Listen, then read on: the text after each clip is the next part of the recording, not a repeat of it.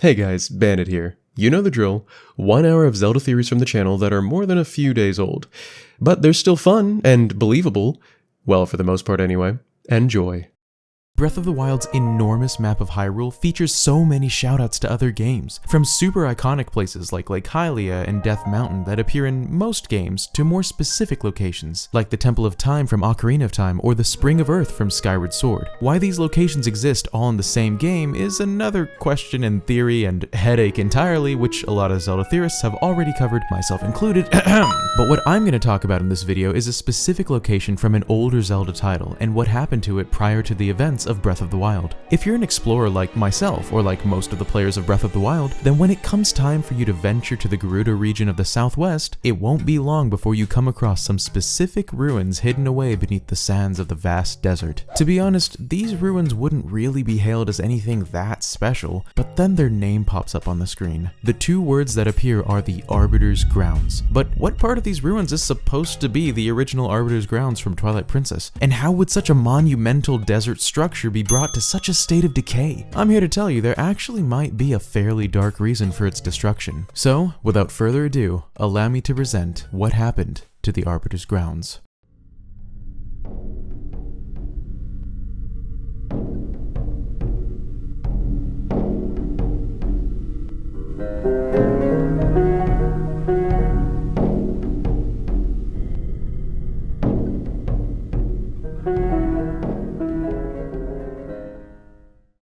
The first thing I'm going to talk about is the fact that we can know for certain this is the same Arbiter's Grounds from Twilight Princess. This may seem like an obvious point to make, but bear with me because I like to cover all of my bases to avoid at least a few rage-induced comments.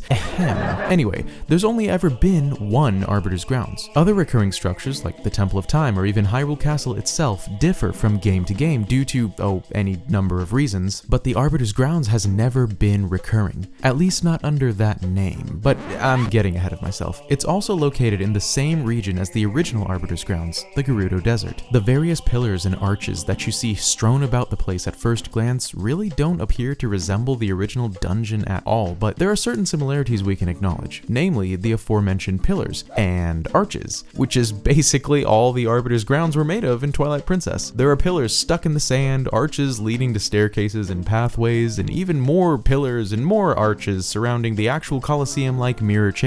If you line up your sight within the first broken arch in Breath of the Wild's variant, you can tell that aside from the strange protruding rock in front of you, there used to be a walkway of sorts right through here. This lines out with the layout of this walkway from the original version. Also, the design of the arches in Breath of the Wild do differ from the arches in Twilight Princess. However, it's implied that both were made by the Gerudo, with the Twilight Princess architecture featuring the Gerudo symbol and the Breath of the Wild architecture featuring Gerudo design patterns. It's possible that various decaying portions of the Arbiter's Grounds, which were already shown to be in a state of decay in Twilight Princess, were rebuilt prior to its eventual ruin, leading to the similar style and layout yet differing architecture we see today in Breath of the Wild.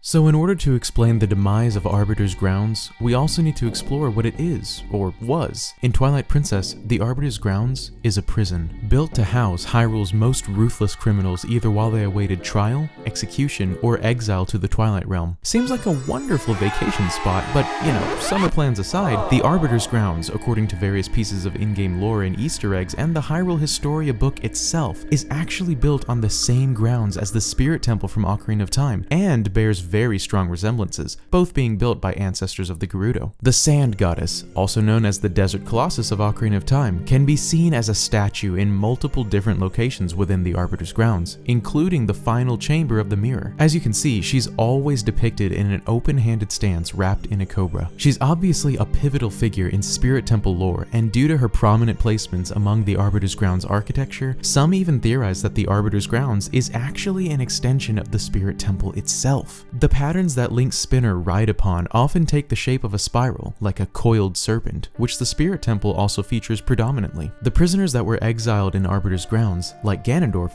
were sent to the underworld via a relic that enables one-way trips to the Twilight Realm, known as the Mirror of Twilight. It's also speculated that this mirror from Ocarina of Time, which is used to complete the dungeon and access the final boss, may actually be the same mirror, since they do bear some resemblances of shape and size to each other. They don't look exactly alike, like, but this could be simply due to the progression of time or even the newer consoles' updated graphical quality enabling the Twilight Princess art team to make things look a bit prettier. Outside the entrance to the Spirit Temple, in the area that's also known as the Desert Colossus, if Link fills the dried oasis with water via the Song of Storms, it's revealed to be a fairy fountain.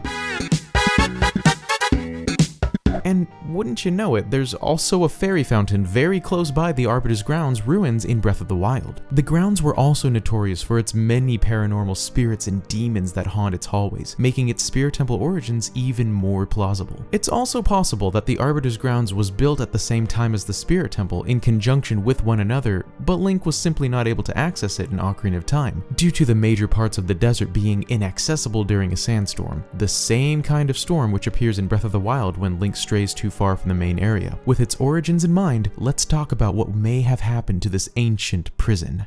It's a known fact that the Gerudo have always been not completely villainous. In Ocarina of Time, they separated themselves from the Hylians due to differences of religion, but would still intermarry with Hylian men in order for their tribe to live on. They only really turned villainous when their prophetically born king, Ganondorf, led them in his efforts against the royal family of Hyrule because, you know, he was their king. But even then, they refused to kill Link if he's caught trespassing on Gerudo territory, but rather elect to simply throw him in prison. Doesn't seem too evil to me. It's also revealed in-game to Link when he speaks with Nabooru in the Spirit Temple, who just so happens to be Ganondorf's second in command, by the way, that Ganondorf did not represent the hearts of all the Gerudo and was even seen as cruel to some, namely Nabooru, who was planning to overthrow the King of Thieves. After Link proves himself to the Gerudo, they cease being hostile towards him at all. Fast forward to Breath of the Wild and their hostilities are non-existent. Well, unless you're a man caught inside their town. Possibly even if you're a Gerudo man, but you know, rules are rules. It's not like they kill you if you're caught anyway. So why am I saying all this? Well,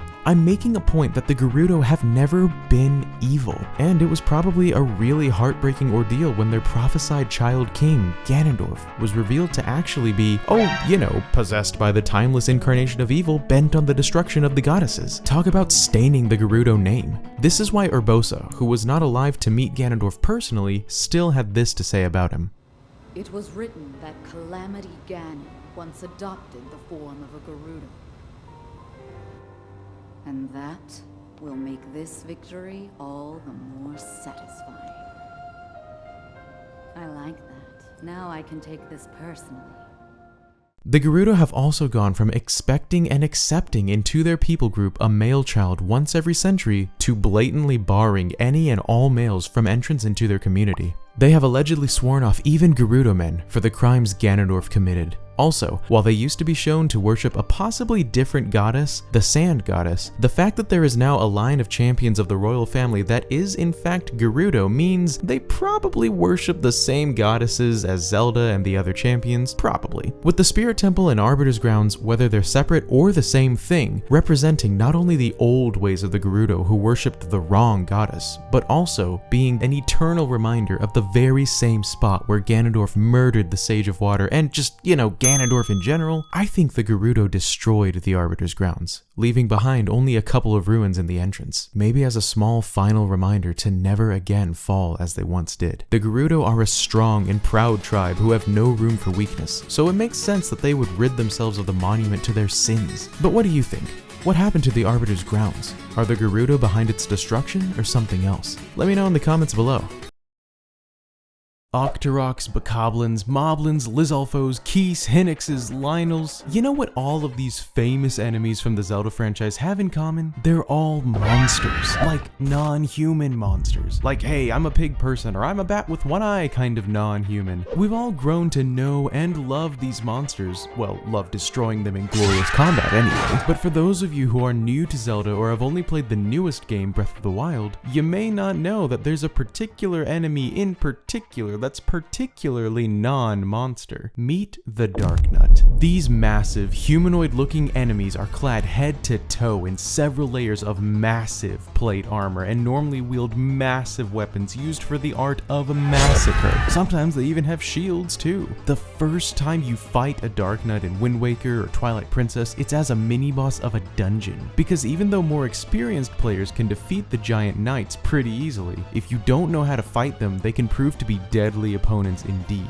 These tough boys have made several appearances across the franchise, from the original Legend of Zelda to Wind Waker to Twilight Princess. And in today's video, I'm going to explore everything we know about the Darknuts in order to connect them to our one and only hero, Link himself. If you're doubtfully squinting at the screen right now, just wait until the end of the video. The evidence will surprise you. And by the way, for the more savvy of you watching this, I'm specifically talking about Darknuts, not their closely resembled cousin, the Iron Knuckles. If you guys would like for me to talk about the Knuckles, let me know in a comment after the video. And also, real quick, before we delve into the content, if you're not subscribed to the channel yet, make sure you are with that bell icon for some exciting new content coming right here to the channel. Actually, I made a channel update video about some really cool announcements and thank yous that's live right now, so if you've got the time, please be sure to check that out after this video. The links to it will be in the description and on the screen right now. And that's enough of that, on to the content. One of the first things to note about Darknuts is both how similarly they appear across the games, but also how differently. And we probably need to cover this before getting into their potential connections to the hero himself. The Darknuts from the Minish Cap and the Wind Waker, when their helmets are knocked off, reveal that even though they have humanoid bodies, they have straight up Anubis-like jackal heads instead of,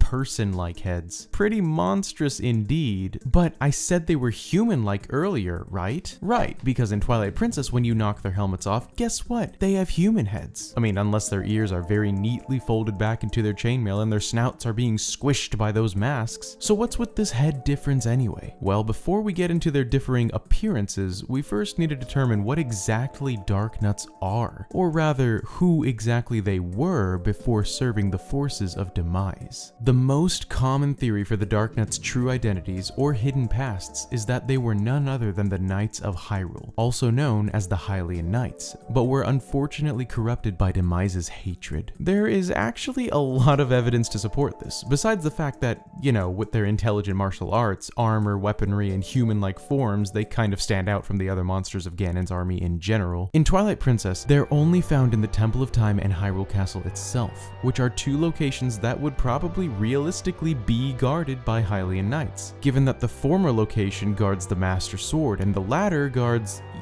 Princess Zelda and the Hylian Throne of Royalty, which is what they are sworn to protect as knights. They're also very tall, which is a similarity they share with the armor sets present throughout Hyrule Castle in Twilight Princess. And do make note that these are armor sets that are set on display and not statues like we see in other games. Yet the Darknuts are the only people tall enough to wear them besides Ganondorf and the Hero Shade. But, I'm getting ahead of myself. Speaking of their armor, while it isn't the armor present on display throughout the castle, and it doesn't bear any super obvious Triforce symbol anywhere on its surface, there are multiple very Loftwing-esque designs present all over their armor and at the tip of their swords, which is the bird that is commonly used to symbolize Hyrule or Hylians in general. And really, how much more knightly can their armor be? They have multiple pieces of heavy plate armor covering head to toe, face covering helmets, a layer of underlying chainmail, and a lighter sword for use in close quarters combat. Even if Darknuts weren't called Darknuts, we'd probably end up calling these guys some sort of knights because of their equipment alone. In Wind Waker, which does admittedly feature the jackal-headed Darknuts, which I will get to in just a sec, they each wear and drop a very significant piece of equipment called the Knight's Crest. Based on their name and a description given by an NPC in-game, we know that the owners of said crests were knights, and these Knight's Crests are well known by the old man named Orca on Outset Island, who states that the crests, in order to be gathered or held, must be obtained by a courageous knight that possesses not only courage but power and wisdom as well. If that doesn't alarmingly link the Knight's Crests to the fabled Knights of Hyrule, I don't know what does. The only question that remains is, are the Knight's Crests that Darknuts wear stolen, or do they actually belong to the Darknuts themselves? Well, to me, logically speaking, since every Darknut in Wind Waker has a Knight's Crest and has clearly been intelligently trained for combat, I think it's more believable to think that the crests belong to the Darknuts rather than,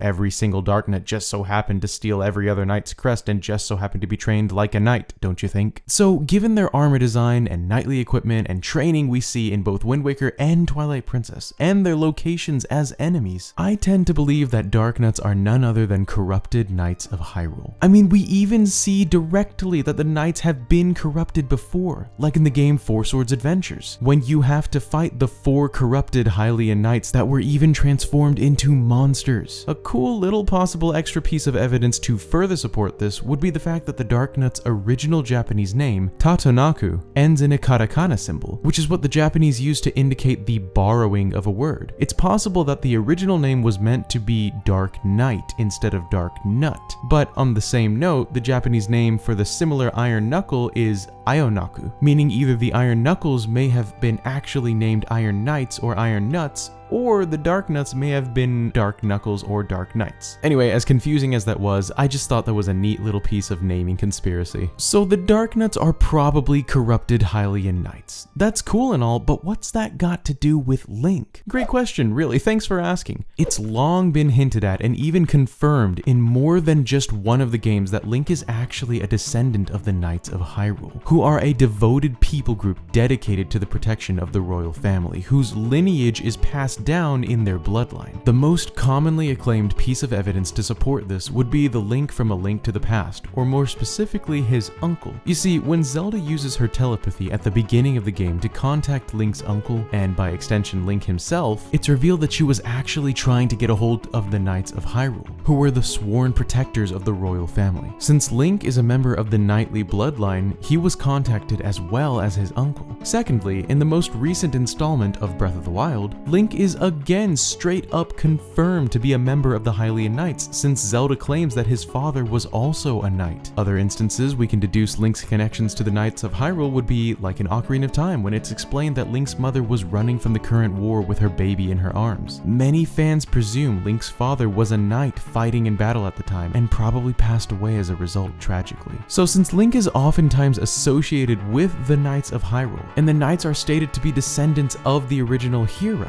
and the Darknuts are probably knights themselves, what if Link is actually related by blood to the Darknuts we see across all the games? I mean, it could help to explain why Darknuts are so bad to the bone, but another question that may come up is, if the Darknuts and Hylian Knight armors we see are always so, huge, then how could the normally short Link be possibly of the same bloodline? I actually do have a guess at that, and be warned, this next portion is pretty speculative stuff. Okay, so you know how in Twilight Princess the hero Shade appears to give the hero of Twilight some pointers on how to swing a sword, and Hyrule Historia went on to confirm that the hero Shade is actually the hero of Time from Ocarina of Time? Did the height difference ever strike you as odd? I mean, look at the Shade. He's massive. He dwarfs the hero of Twilight by several feet at least. Using Link as a comparison, the Shade is actually right around the same size of a Darknut, and his armor, though bearing different designs, is structurally strikingly similar to Darknut armor, what with that plumed helmet, chainmail layer, and circular shield. But how is this height possible if he's supposed to be Link's ancestor, the hero of Time from Ocarina of Time, who is clearly not that huge in-game? And by the way, side note but important note, the hero Shade is a shade, not a Stalfos. He's a ghost or specter of the hero of Time. I don't want to make this video a 20+ long video, so I'm not going to take the time to go into the differences, but if you'd like a more in-depth look on the Shade himself and my theory as to what happened to him, feel free to check out this theory at the card on the screen or by the link in the description below. But anyway, what age do boys normally stop growing? 18? 19? I mean, me personally, I stopped at the ripe age of 11, but I was always just big for my age. Link in Ocarina of Time is either 16 or 17 years old as an adult. There is a possibility that he could have grown for another year or so after the age we see him as an adult in-game. Also, his appearance in Twilight Princess takes place in the child timeline, meaning Link was sent back to his original timeline and then was able to grow up in those 7 years that we otherwise skipped over in the adult timeline, and was free to eat and drink and sleep properly instead of just being sealed away. What if his nutritional intake was different and unlocked his ability to grow to his true height from his knightly blood? Combine his height with his knightly armor and you've got yourself Link, the hero of Time, Knight of Hyrule, ancestor to the hero of Twilight. and the Darknuts. And that is my theory on Link's relationship to the Darknuts of The Legend of Zelda. But wait, I almost forgot to cover something. I'm glad I decided to script it in at the last minute, including these comments I'm reading right now. Oh wait, let me skip forward a bit. Real quick, I wanted to touch on the fact that I believe the differing head design for Darknuts in the Minish Cap and Wind Waker is simply a line of Hylian knights that were indeed cursed to be Darknuts, but instead of being cursed by Ganon and appearing like the Darknuts we see in Twilight Princess, they were cursed by Vati, who also turned them into the jackal-like beings we see them as in those two games. I don't necessarily have much proof for this little mini theory other than the fact that I believe the jackal Darknuts were in fact Knights of Hyrule, and Vati is pretty well known for being able to transform himself, others, and even the entirety of Hyrule Castle. So a transformative curse seems pretty well within his powers. I mean, I suppose it is possible that even the Darknuts from Twilight Princess and all other appearances are also jackal heads under those helmets, but I don't know, looking at the Twilight Princess Darknuts just makes it hard for me to imagine long ears being folded back somewhere under that chainmail, and their long noses being squished into those masks. But maybe that's just me. What do you think? Let me know in the comments below. The Legend of Zelda is a franchise of games that somehow, someway can pull off any style it wants to. From forest adventures to Wild West shootouts to operating a steam locomotive, there's nothing that these games can't do.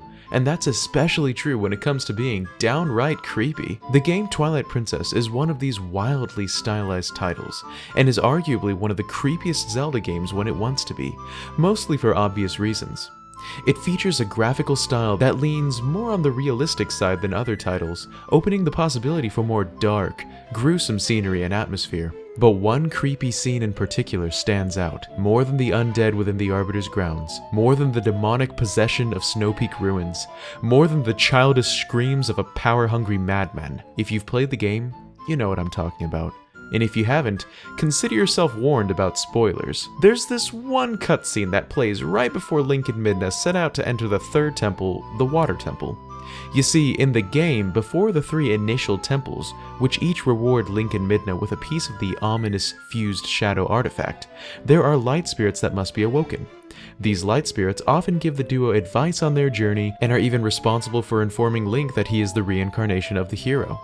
Fast forward past the light spirits Faron and Eldin, and we come to Lanayru, guardian of Lanayru province, in which Lake Hylia and by extension the Water Temple itself reside. After Lanayru is awoken, the spirit proceeds to give its advice to Link, but this time, it does so by way of a vision. Now this vision is what I'll be breaking down and talking about, so because I'm going to be cutting up video quite a bit while discussing what's happening, I'm going to play it in its entirety right now so that you have it fresh in your mind. Take a look at what the light spirit Lanayru has to say to Link.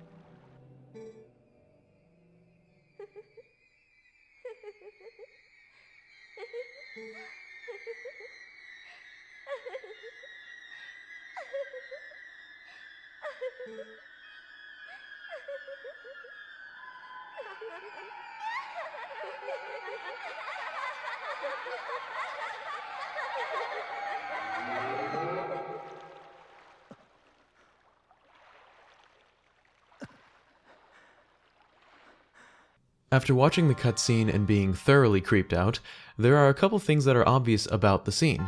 In the first place, it's obvious that Lanayru is showing Link the vision as a warning. The powers that Midna is asking Link to uncover are the very same powers that the light spirits themselves sealed away, because the fused shadow is an immensely powerful relic that the goddesses themselves came to fear. Secondly, it's relatively obvious that the vision uses Link and Ilia as placeholders to represent other Hylians, rather than representing, well, Link and Ilia themselves. But there are more questions raised about the actions perceived in the vision than there are answers. Why did Ilia try to kill Link? Why did Link kill Ilia? Why does Link change clothes? Why does he have no eyes here and here, but he does here? Why is there Dark Link? No, why are there 3 Dark Links? Why does blank-eyed X-Dark Link scream at the end, and why does Ilia duplicate herself and they all collectively jump off a high dive in slow motion while laughing uncontrollably? Let's jump right in, shall we? Breaking it down piece by piece. First off, we're shown Link flying amidst nothingness. He doesn't look like he's having a bad time, but rather just like he's curious. The text we're given is a shout out to the creation story from Ocarina of Time, which is a more detailed version of the 3 golden goddesses creating the world we know in-game. Note the same music being used.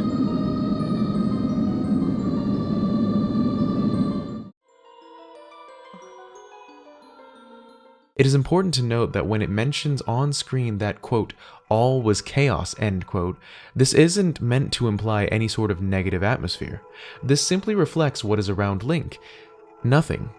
Empty, black nothingness. While it is true that the word chaos does imply an insurmountable plethora of activity or motion, when speaking of creation and existence and concepts of infinity, the term could be used to describe both everything and nothing. Link watches the light show as the goddesses whiz by, creating the world in front of him, granting power equally to all who dwelt in the light. In other words, all men are created equal. Link is represented here simply as himself, being aware of the creation taking place around him. A key concept to remember for this entire vision is that Link is really Link when you see blue in his eyes. Link and Ilia are both shown watching the end of creation, as they look at each other with a non-verbal remark on the wonders they just witnessed at the hands of the goddesses. The Sacred Realm is described as the lands where the goddesses descended. In Zelda lore, the Sacred Realm is a metaphysical plane of existence parallel to our own. We then see what appears to be the goddesses colliding and creating the familiar Triforce. If we contrast this with the creation scene from Ocarina of Time, we get the additional detail that the Triforce was created at the goddesses' point of exit from our world. The next information we're given is that the creation lived in peace, until word of the Sacred Realm spread throughout Hyrule. This wouldn't be a problem if the Sacred Realm didn't house the Triforce, which has been the pivotal relic responsible for the entire Legend of Zelda series due to its promise of granting the user's wish. We're then shown Ilia holding a knife, immediately after which we see her eyes have gone blank, signifying this is no longer Ilia we're looking at. This is representative of even the most innocent of citizens in Hyrule coveting the omnipotent power of the Triforce, and turning on one another in bloodthirsty battle. The battle that the vision refers to doesn't have a confirmed timeline placement, but we can most likely assume that it references the infamous Hyrulean Civil War, which, fun fact, was the same war that was responsible for sending the Hero of Time's mother into the Lost Woods to give her son, also known as the Hero of Time, into the care of the Great Deku Tree and thus spawn the events of Ocarina of Time. Link, or rather the individuals Link represents, defeats Ilia and proceeds to run towards his goal, the Triforce.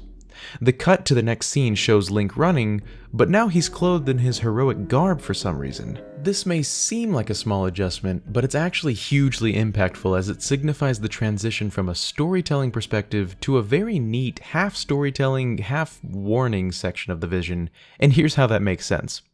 Link is running towards the Triforce, right? Think again, he's actually running towards the fused shadow, which is actually what he's doing in-game at the time, trying to regain the pieces of the fused shadow for Midna.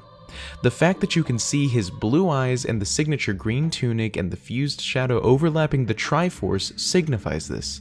On the other hand, the story is still being told historically of how unwanted intruders, known as the Interlopers, and being played by 3 dark links, appeared from among those that dwelt in the light. They wielded powerful magic, and are shown to grant themselves access to the sacred realm. The fact that they are Dark Links is a powerful message in and of itself, because Dark Link represents the darkness inside Link himself. Dark Link is a picture of the evil potential inside every living being, which ties into the message of this vision. It switches back to a warning message when they're shown vaporizing Link and duplicating his exact appearance on one of them. This is a clear message for Link directly, foreshadowing what the falling Ilias tell Link later on about those who do not know or who do not fearfully respect the power of the fused shadow being ruled by it. The darkness inside him, the Dark Link, becomes him. But as you can see, his eyes are blank, meaning this is the dark potential inside Link that has now taken over, and there is none of the hero left inside. Now switching back to storytelling mode, we then see that the fused shadow was powerful enough to grasp the attention of the golden goddesses themselves, who ordered 3 of the light spirits to intervene and seal the fused shadow away within the forest, fire, and water temples. The interlopers are caught off guard by this, as their pride blinded them to the fact that the golden goddesses and their creations of light were still far more powerful than the interlopers were. The last we see of the interlopers is the one that looks like Link screaming in horror and then just vanishing. Presumably killed by the light spirits, and nothing more said of them. This again carries a double message in story but also warning. If Link does allow the darkness inside him to take over and be ruled by the fused shadow, he will be met with a swift and merciless defeat by the hand of the light. After Lanayru reveals to Link that the power shown to corrupt man is none other than the fused shadow, we are given one last vision. The infamous part that everybody knows of that shows Ilia, a bunch of Ilias, giving Link a final resounding warning, then laughing while descending upside down inexplicably. This is where the vision meets its darkest segment. The background is back to being completely black, completely void, completely nothing, alike to the beginning of the vision before creation.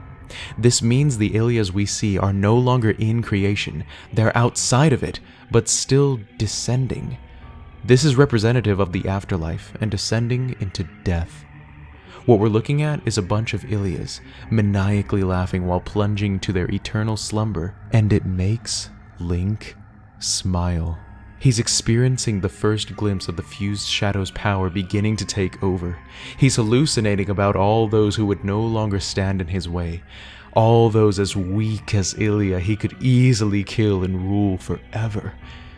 Fortunately, Link snaps out of it before it's too late, and, spoiler for the rest of the game I suppose, he doesn't get possessed.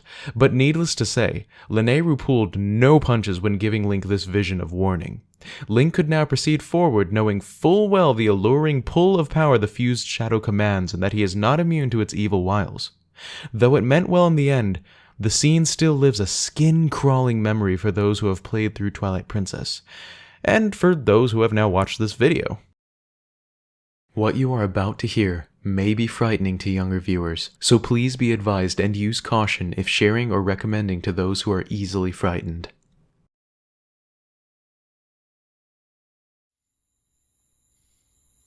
It's dark out. Your parents are asleep. You stare at the ceiling in your room as you have before, countless times after a long, hard day of work and play. Father will be up early in the morning to feed the animals, and Mother will be waking me for breakfast. You think to yourself as you decide to give in to your weary body and drift away to sleep. As you lean to your side and close your eyes, you feel something different. The air around you is warmer than normal this time of year. You struggle to find a cooler spot under your blankets, but the heat just seems to keep building. You even think you smell something burning. You open your eyes to find that the sky has turned from a night blue to a dark, burning red, and out your bedroom window, you see what you think is a person dancing through the air, waving a wand around their head like a child with a new toy. They dance and dance, aimlessly, stepping on nothing but air, getting closer every step until they stop not 10 yards away from your bedroom window. They see you. They're looking at you.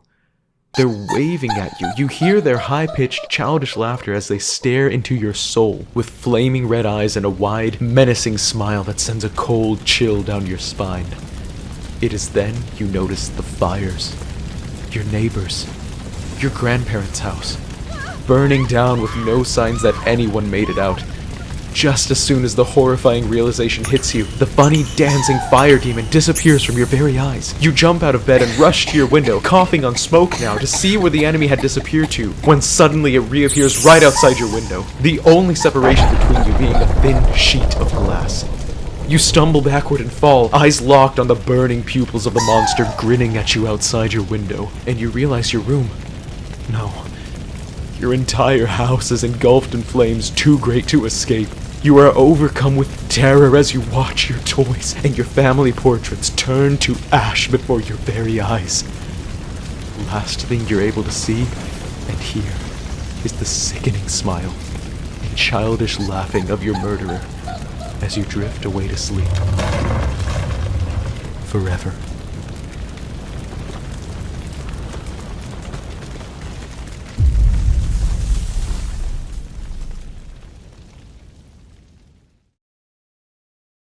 To the east of Death Mountain lies a low valley known as the Shadow Pass, home to lush forestry, wildlife, and some minor enemies.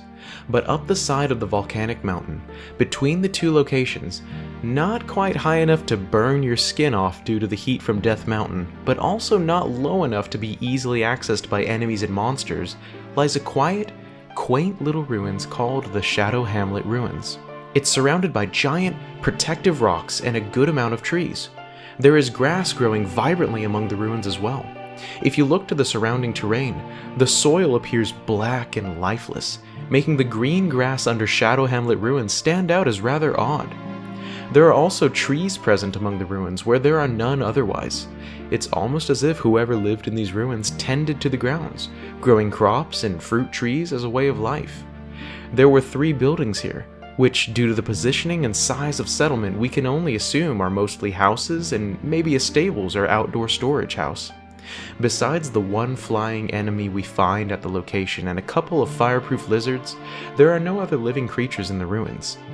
Everything except the green, grassy ground appears to have been burnt to a crisp.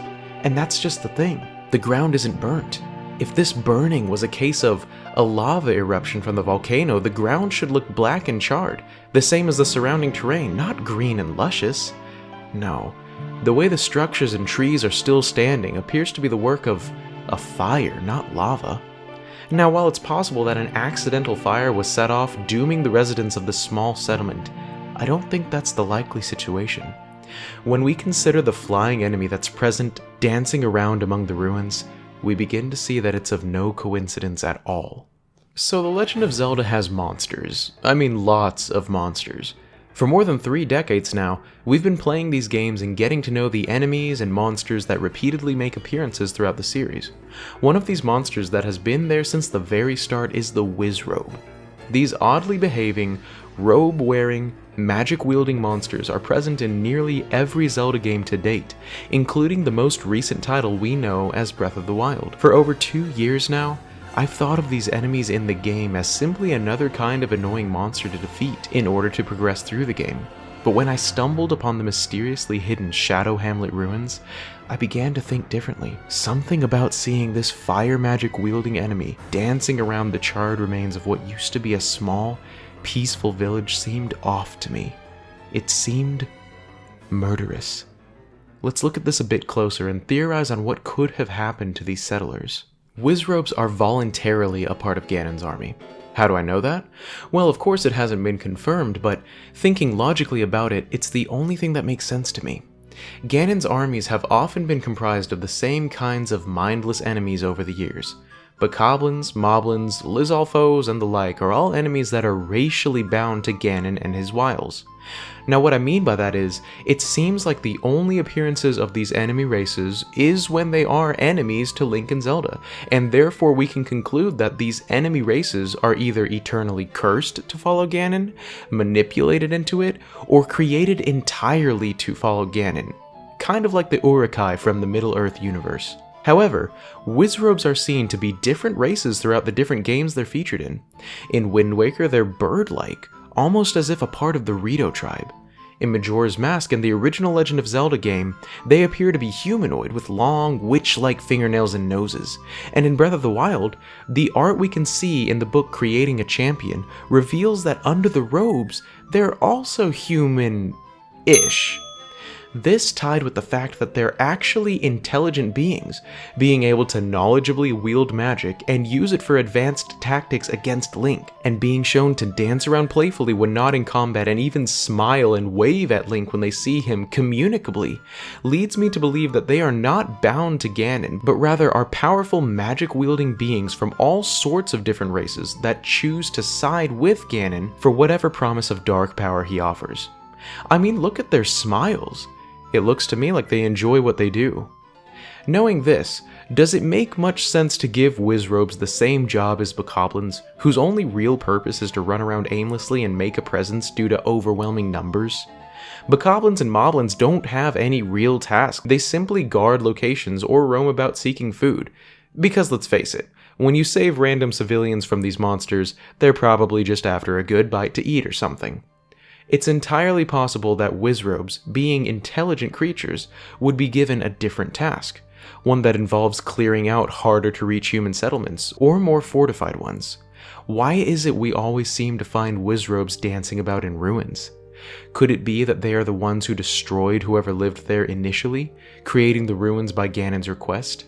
Now bringing this back to the Shadow Hamlet ruins, I believe that a small family decided to live there to escape from the dangers below. This must have been after the Calamity Ganon unleashed his attack on Hyrule, as we see the ground around the settlement is burnt and destroyed, meaning the volcano had probably begun acting up. And they moved to a very hard-to-reach location off of the ground level, meaning there were probably monsters lurking the fields of Hyrule below. But for whatever reason it was, a small family had moved here to hide away from the horrors below and have a peaceful life farming for themselves. One day, Ganon's forces caught wind of where they were living, and a Meteor Wizrobe was dispatched to destroy them. Since the Wizrobe is still dancing around the ruins, who knows how long it's been there? Who knows if this event only took place just recently? What if Link could have saved them if he had only arrived sooner? We'll never know for sure, and the mysterious family's ruins will forever scar Death Mountain. This is, of course, just a theory, but what did you think? Did this Wizrobe burn the innocent family living in Shadow Hamlet, or something else? With October in full swing, there's a chill in the air, and down our spines. The more I see Halloween costumes for sale and decorations in houses, the more it makes me think about the darker elements of our beloved Zelda franchise. And trust me, there is no shortage. One of the creepiest backstories to a people group in the Legend of Zelda is the Sheikah. We know these people as benevolent protectors of the royal family, and that's absolutely correct. In Breath of the Wild, we see they've spared no expense with technological advancements. We can see the Guardians, advanced weapons meant to defend the royal family, the Resurrection Chamber, which was used to restore Link to his full strength and in so doing save Hyrule, and the Sheikah monks who have lived for thousands of years out of service to Hylia. But when we study how they arrived at some of this technology, namely their ability to preserve life indefinitely, things begin to take a sinister tone. To some of you watching, this video will mostly hold nothing new. To those people, I'd advise you to share your knowledge with those in the comments or continue watching to see if maybe there's something you didn't know here. But to the majority of you who have only played Breath of the Wild, this will be shocking. There is a dark past behind the Sheikah, and today, we're going to explore Hyrule's bloody history of greed and hatred.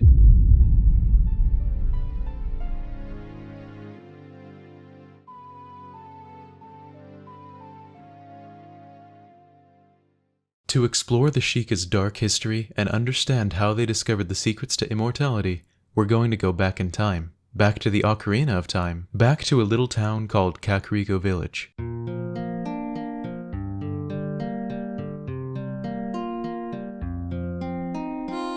This seemingly peaceful town, full of perfectly normal-looking inhabitants, is home to some of the darkest backstory in Zelda history. Before it was open to the general public, Kakariko Village was much like the one depicted in Breath of the Wild.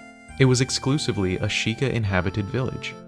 The Sheikah people chose this location because of its close proximity to Hyrule Castle, and more than likely had numerous underground tunnels routing to and from the castle itself. Prior to the events of Ocarina of Time, the Sheikah leader known as Impa opened the village to the general public, as a way of masking what the village once was and the things that once happened there.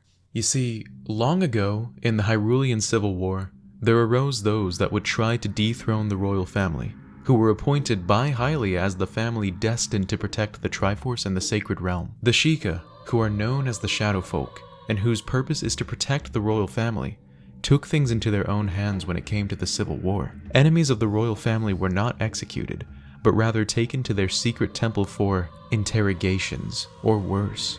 I'm referring, of course, to the Shadow Temple, a dungeon that we know was built by Sheikah based on its symbolism, location, and the use of Zelda's lullaby to unlock key functions within the dungeon.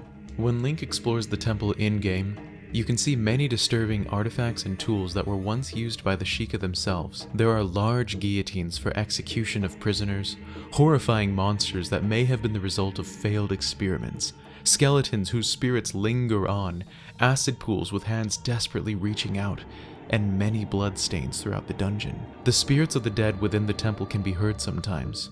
One of the most memorable quotes from one of these spirits is about the Shadow Temple itself. It describes the Shadow Temple as a gathering of Hyrule's bloody history of greed and hatred. There are numerous references to unknown deities, such as these ominous faces in the walls or the horned raven statues. The raven historically symbolizes death, and the horns are symbolic of demons in the Zelda franchise, like the horn statue in Hateno Village. It is possible that the Sheikah worshipped a demon of death in this place.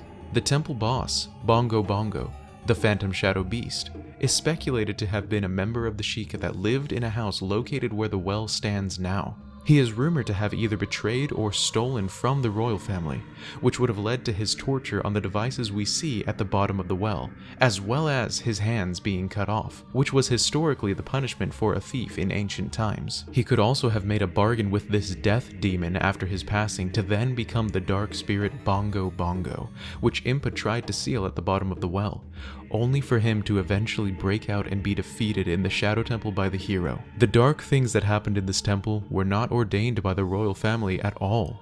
According to the Hyrule Encyclopedia, which reads that because it stands as a symbol of Hyrule's dark history, it is taboo for the royal family to speak of this temple in its horrific purpose. We can infer that the royal family most likely did not know about its existence and, upon finding out about the horrors that happened there, is the reason why the temple is inactive and is not used anymore. So how does this brutality, torture, and bloodshed relate to the Sheikah technology we see in Breath of the Wild? A key component to understanding this is that there is a certain kind of enemy in the Shadow Temple that hasn't appeared in the timeline before Ocarina of Time, and that is the Redead. Redeads are zombified, humanoid enemies that are dark brown in appearance and wear wooden masks. In this game, they appear to be blind, yet can still paralyze Link with their gaze if they hear him moving. Their only drive seems to be a desire for human flesh. Their presence in this unknown dungeon speaks volumes of the atrocities committed here. The Sheikah were experimenting with their tortured prisoners.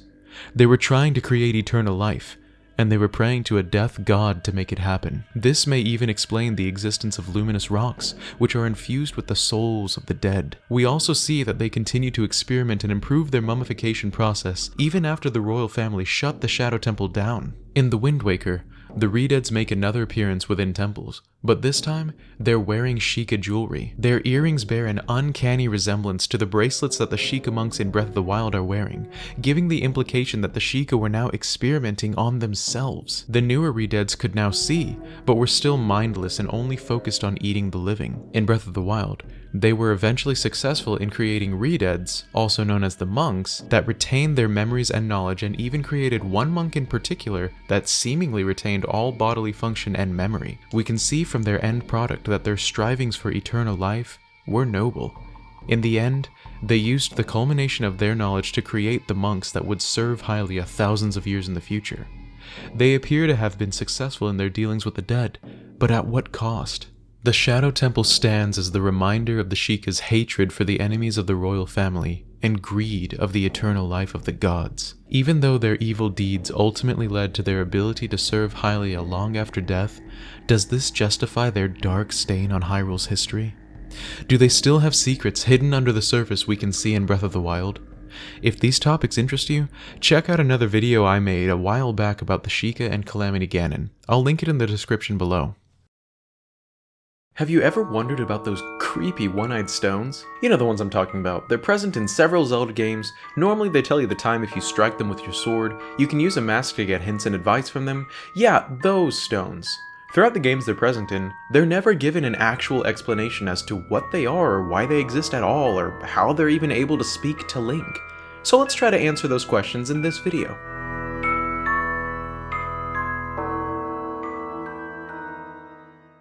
These stones, which are called Gossip Stones or even Boing statues in one game they're in, are featured in the games Ocarina of Time, Majora's Mask, Phantom Hourglass, Spirit Tracks, and Skyward Sword. In each game they serve a similar purpose. They gossip. In Phantom Hourglass, they're literally described as being, quote, quite the little chatterboxes, end quote. In-game, you can see this is the truth.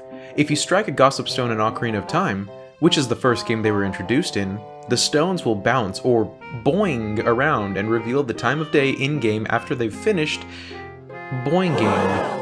But their real chatterbox nature comes to fruition in Ocarina of Time if Link speaks to a stone while wearing the mysterious Mask of Truth, which unlocks more dialogue resulting in revealed secrets and hints about other special items or places in-game. Now this is all super cool and helpful, but how do they know this information? And how do they even work?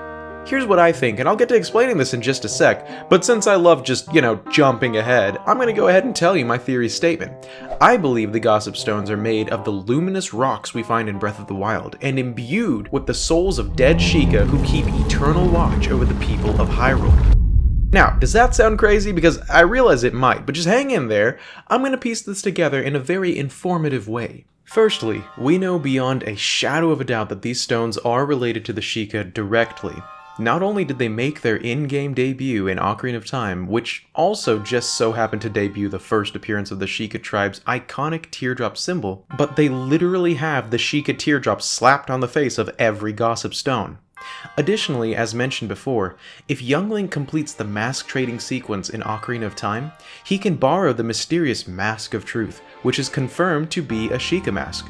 The Happy Mask salesman himself says, quote, "This is the Mask of Truth. It is a mysterious mask passed down by the Sheikah. Plain and simple." If Link wears this mask and speaks with a Gossip Stone, the stone will then speak to Link about Hyrule and its inhabitants, instead of simply telling Link what time it is. This confirms the stones as essentially being Sheikah technology. Secondly, Hyrule has a dark past that bears some major concern for the protectors of the royal family. In the Shadow Temple of Ocarina of Time, Hyrule is stated to have a bloody history of greed and hatred.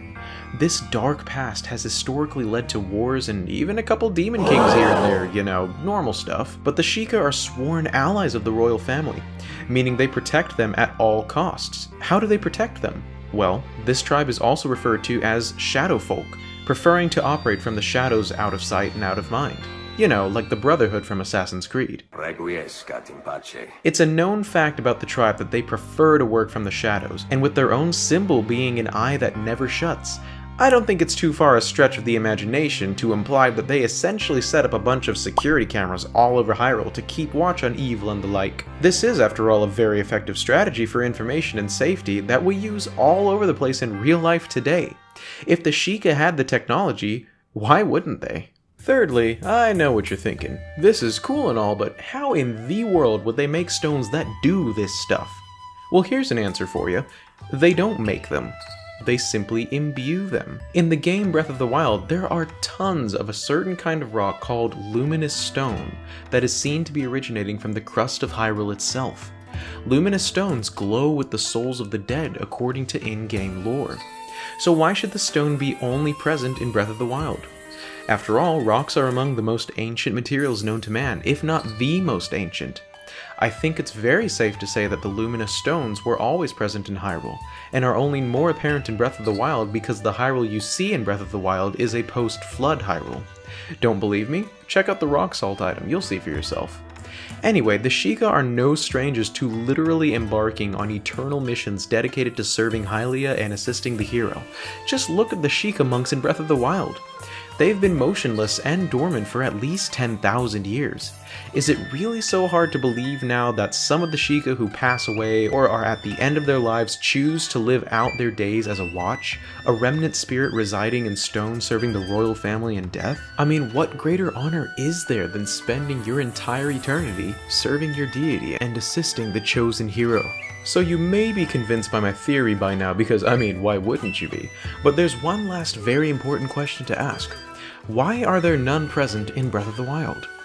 I think this has a simple answer personally. While it's possible that due to calamities and such, the stones were destroyed, I think they could have all been removed from their positions when the Hylians began to scorn the Sheikah. The Sheikah man named Kato in Breath of the Wild tells us that the Hylians feared Sheikah technology, and thus the technology was buried away and hidden from Hylians following the events of Calamity Ganon's initial appearance 10,000 years ago. On the same note, why would they save the Gossip Stones from the same fate? I think it's possible that the stones are still there, just way under the ground. But of course, this is all speculation. What do you think? Are the Gossip Stones the souls of dead Sheikah still buried underground, or something else?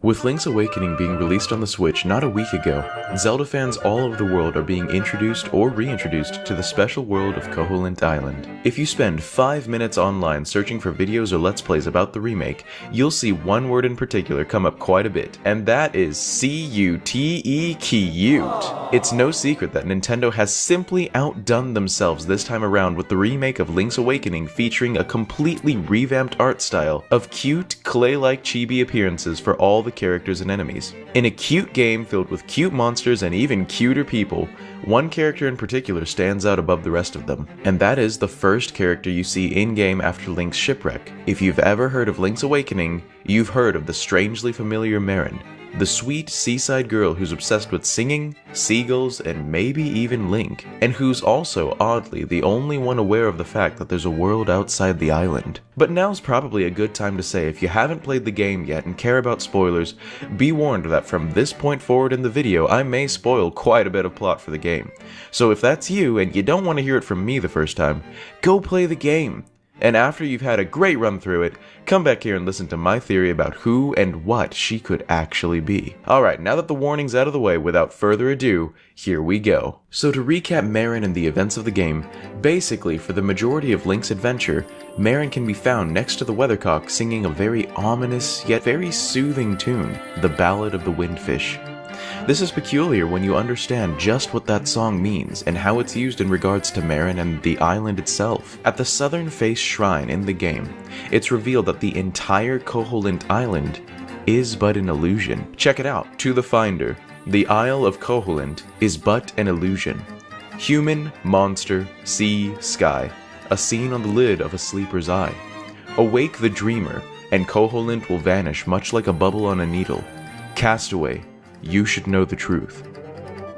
This is written in the exact same text style that we later see the Windfish himself speaking in, giving the impression that this shrine holds a message directly from the Windfish to the castaway, also known as Link. After Link defeats the final nightmare within the egg itself, he plays the ballad once again at the end of the game to awaken the Windfish and himself, and thus wipe away the dream of Koholint Island, along with all its inhabitants. Bringing this back to Marin, it's rather odd that she would instinctively know this fateful tune, being an inhabitant of the dream herself, unless, of course, she was from someone else's dream. But I'm getting ahead of myself. As I mentioned before, Marin is a character that is all too familiar to fans of the Zelda franchise. She's a red-headed girl who wears a dress and enjoys singing, who lives with her father, whose name, Terran, is only one letter different than her own and begins with a T instead of an M. Another recurring character we see in the Zelda universe is Malon, the farmer girl most known from Ocarina of Time. And, by the way, if you've watched much of my stuff here at Masked Nintendo Bandit, you'll realize I refer to Ocarina of Time a lot. But anyway, Malon from Ocarina of Time is also a redheaded girl who wears a white dress and enjoys singing. She lives with her father, Talon, whose name is also very similar to her own but begins with a T instead of an M. It's obvious that Marin and Malon bear uncanny resemblances. Even their fathers, Talon and Terran, are both oddly similar to Mario, who of course is from the Mario franchise. So why am I pointing out all these similarities? Well, I tend to believe that this is no coincidence. If Nintendo wanted to make a Malon or Marin character again, they would have just put her in the game. Nintendo have no problem with recurring characters of the same name, like Beetle, for instance, who appears in Wind Waker, Skyward Sword, Breath of the Wild, and more, or even Zelda and Link themselves. But yet, Marin, being basically the same character, is distinctly not Malon. So why did Nintendo make her instead of Malon? Or vice versa? The answer, I believe, is twofold. One, this is not Hyrule, or even the same reality as Hyrule. As mentioned before, and as you already know if you've completed the game, Koholint Island doesn't actually exist.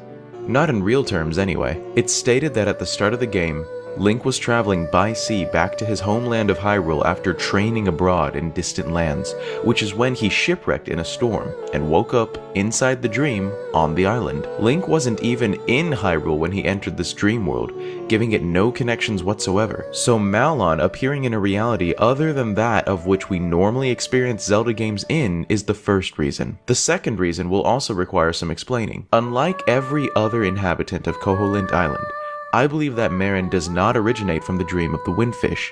Marin originates from the dream of Link, the castaway, the other dreamer. Think about it. She's the only one who not only understands there is land beyond the sea, but also has a desire to leave. Much like Link desires to wake up and leave, she also has that surreal knowledge of the Windfish and the one song that will cause him and Link to awaken and subsequently her entire reality to disappear. But she doesn't seem very disturbed by that. She also has a certain interest in Link, who most fans would like to find romantic in nature. And in the segment of the game where Marin follows Link around, she acts as Link's inner thoughts, scolding him for hitting a cuckoo, but then mumbling the infamous line of, "Ha ha ha, do it more," if Link continually chops away at a cuckoo, signifying that she reflects what is inside Link's inner mind. After the dream has ended, Marin is also the only character that Link actually sees outside of Koholint Island. All of this means that she actually didn't originate from the Windfish's dream, but from Link's. And with her eerily accurate similarities to Malon, I think it's rather obvious that Marin is a memory echo of sorts of Malon.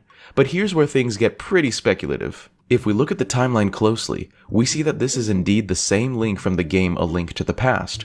What we also see by this information is that this Link hasn't ever met Malon, who appeared in Ocarina of Time. So how then could he dream up Marin if he's never met Malon? While this is, as previously stated, simply speculation, I think that Marin is a spiritual echo of Malon. It's a common belief that the Link from Ocarina of Time ended up with Malon from Ocarina of Time. Some evidence for this could be that his direct descendant, the Twilight Princess Link, is a farmer that already knows Epona's song, which is a song that Malon taught to Ocarina of Time Link that her mother created. Since all Links share the same spirit of the hero, regardless of if they're related by blood or not, they are all connected spiritually. It's possible that Malon loved the hero of time so much that her spirit bound itself to his eternally, to keep watch over him. This gives Marin's favor towards Link in Link's Awakening some deeper meaning as well. Another possibility is that while this still could be a romantic infatuation of sorts with Link, if she did indeed marry the hero of time and become an ancestor to future Links, it could also be viewed as somewhat maternal. She calls him a sweet boy and wants to know more about him, and also teaches him the song that will ultimately save his life from drowning at sea. These are also things that a mother would do. This theory also leaves room for the fact that when Link thought her up in his mind initially, he gave her Zelda's facial features, since he's never met Malon before. Another reason why Marin originated from Link and not the Windfish. So, is Marin an echo of Malon? I think so, but what do you think? Comment below with your thoughts and findings, and let me know if I missed anything that would change my thesis.